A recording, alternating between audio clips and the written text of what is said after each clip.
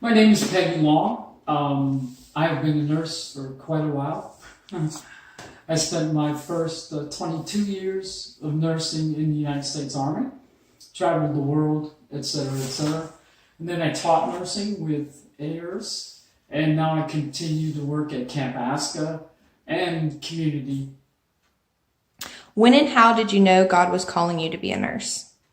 My mother was a nurse. I probably was about 5 when she took me to, on the weekends she worked at the Milwaukee Braves Stadium in the first aid, and I thought, that's pretty cool. And started putting bandages on everything in the neighborhood, cats, dogs, everything. And I just really enjoyed nursing and thought, this might work out. Can you describe a specific experience when you felt God's presence in your work? Wow. Many. Probably one of my favorites was I was stationed at Fort Jackson, South Carolina. I had a gentleman with cancer of the esophagus, and he was afraid he was going to pass away before his grandson graduated from college, and it would be the first child in their family that had graduated from college. And I said, no, you're not. Just concentrate on, you're going to make it to the graduation. And he did, and he was so excited and said, thank you for encouraging me, and it was wonderful. And his grandson came and thanked me. And he passed away very peacefully that night. And I knew God had his hand on him and said, you're going to make this. Our VBS theme for today is Jesus Heals. How can you relate Jesus' work through miracles and spiritual healing to your job as a nurse? Well, I think it's very important to always give people hope, no matter what their diagnosis is. Some people say, oh no, pancreatic cancer, they're not going to survive. I happen to have a cousin who's like a 10-year survival because he did the chemo, he did everything, and he believes that he will survive. I think we have a great example in our parish of Haley.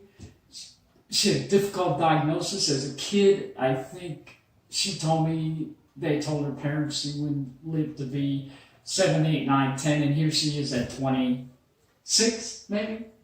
26 or whatever she is, and going strong and very active in our parish. You just you have to give people hope, and you have to let them know, hey,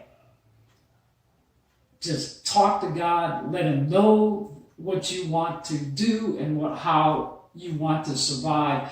And I really do think the Lord will help you. And if some people do pass away, help them pass away in peace. What advice would you give to students who are considering a career in nursing? You have to love it. You have to love working with people, and you have to love helping people. When I taught nursing, some people would say, well, you can make more money as a nurse. To me, that is the wrong answer. Nobody goes into nursing for money, and if you do, it's not going to work out. You're going to be very unhappy. Go with an open heart. Make sure you love, just like any job, teaching or anything, make sure you love it. Because people can tell when you're working and you don't like it, people know right away. So don't try to fool them. Be honest with yourself, and just do the best you can. Thank you. Will you read our Bible verse for us? Sure.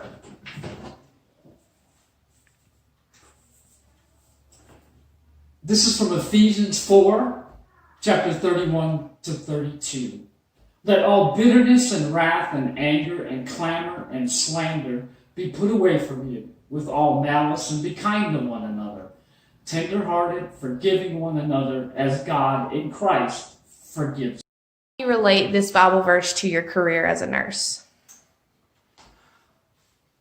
Well, I personally think being kind is what we all need to do, especially in these difficult times when people are stressed out. Be kind to one another. Try to give one another a little bit of a break. If you notice people are kind of short-tempered, etc., just be kind to one another. And in nursing, I think the as I said before, the patients always know if your heart is really in it. So let them know, yes, it is, and yes, you are there for their benefit.